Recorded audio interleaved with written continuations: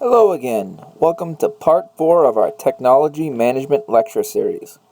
My name is Dennis Donovan, and I will be discussing various topics within operations management. Let's begin this journey, shall we? As you can see, here are the expected learning outcomes. Please ponder them as you view this lecture. Operations management is used in every industry in which something is produced for you, the consumer. It is used to design and operate the process. For example, there was a process that took raw materials to manufacture the very device you bought and are now using to watch this video on. I am sure if you think about it, you can imagine how many industries rely on it, not just manufacturing. Hospitals use a process. How about banks? So why is it so important? Well, with so much competition, it can help differentiate the organization through manufacturing. If you can produce a product efficiently, it can give the organization a competitive advantage over the competition. How is that possible, you're thinking, right? Think about it.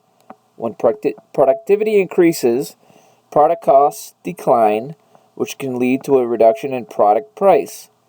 Maybe even a reduction in inventory since it takes less time to produce a product. What if you limit the amount of defects seen at the customer? Wouldn't that make the customer happy? I know it would me. It can lead the individual promoting the product based on their satisfaction. Can anyone say network effects? You get the idea. It definitely adds value. It all starts in the beginning when a product is designed. However, most times, how to manufacture the product is forgotten. This can lead to pricey design changes or new machines to install a part in a difficult place on the product. This is where DFM comes in. It stands for Design to Manufacture. Benefits can include simplified assemblies that reduce the number of parts required to build the product. Oftentimes, you can use common parts used in different products. This can help keep inventory costs down. The product design can be mistake-proofs. Poka-yoke. Look that one up. At Dell, they often use keyed connectors, so the operator cannot plug it in upside down. Now that the product is in the design phase, the process layout needs to be done. The process should be created to be the most efficient.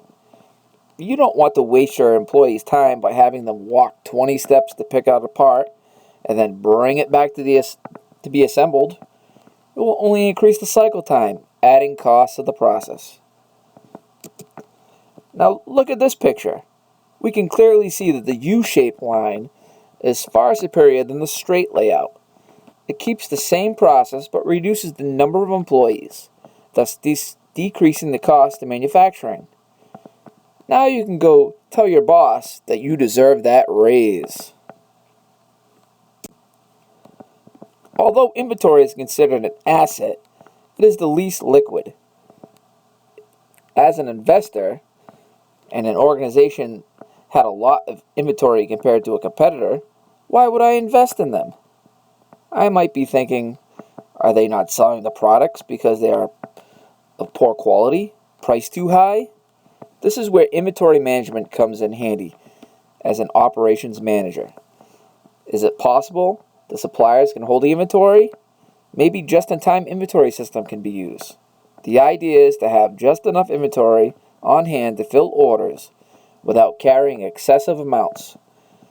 Now, as you guessed it, you must have good forecasting information, future orders, and hope your raw material suppliers are not disrupted, maybe an earthquake. People and processes create and suffer from waste.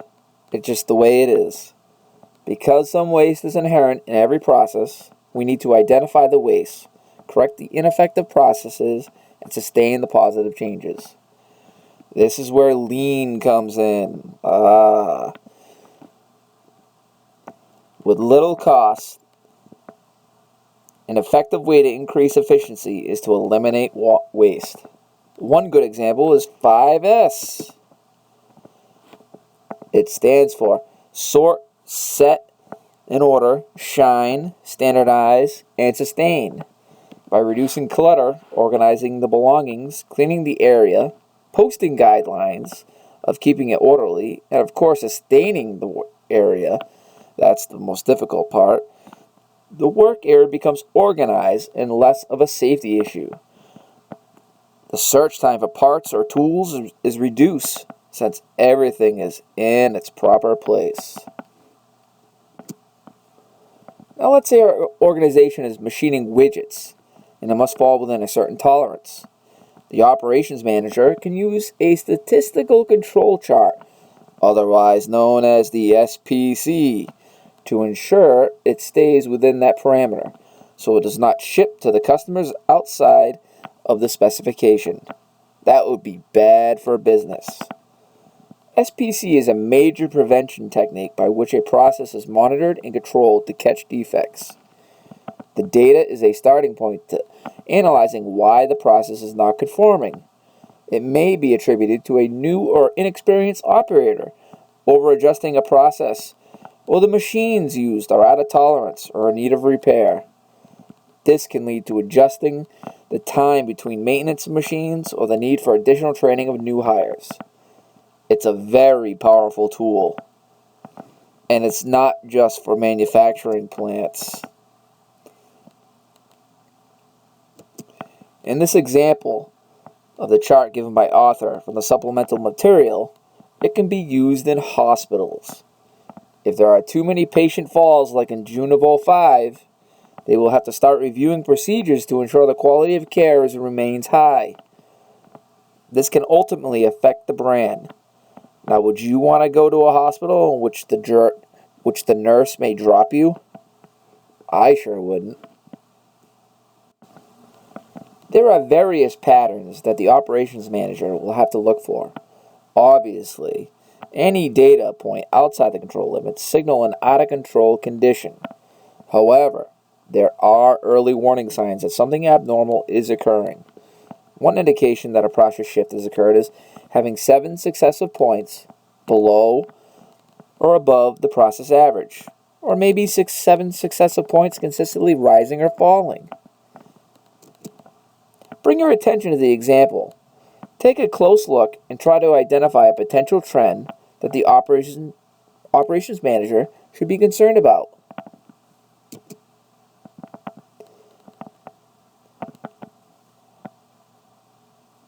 Now, if you look at on the timeline number 16, it's signaling an out-of-control process because it is above the upper control limit. If you focus on lines 20 and 21 on the timeline, it may be worth reviewing since it has 7 or more data points on one side of the process center line. Who knows what happened there? No matter how much you plan, there is a constant need to review the process and potentially improve it. There are various tools and techniques that can be used. Listed are just a few. At Dell, errors reported in the process are bucketized using Pareto charts. It gives a nice picture as to where the problematic areas may be. Maybe it points to a particular step in the process flow, and the operations manager can observe the operators to see if additional training is required. Maybe the standardized process is missing a step. You get the picture. Of course, none of this can be accomplished without having the employees on board.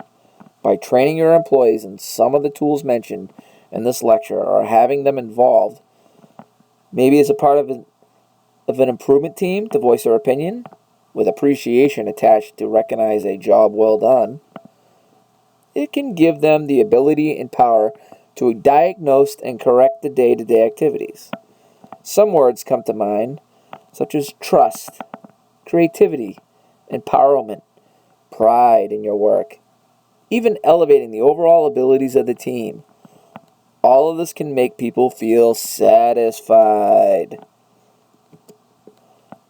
Remember, the human resource module for retaining employees and how unsatisfied employees can affect the quality of the output.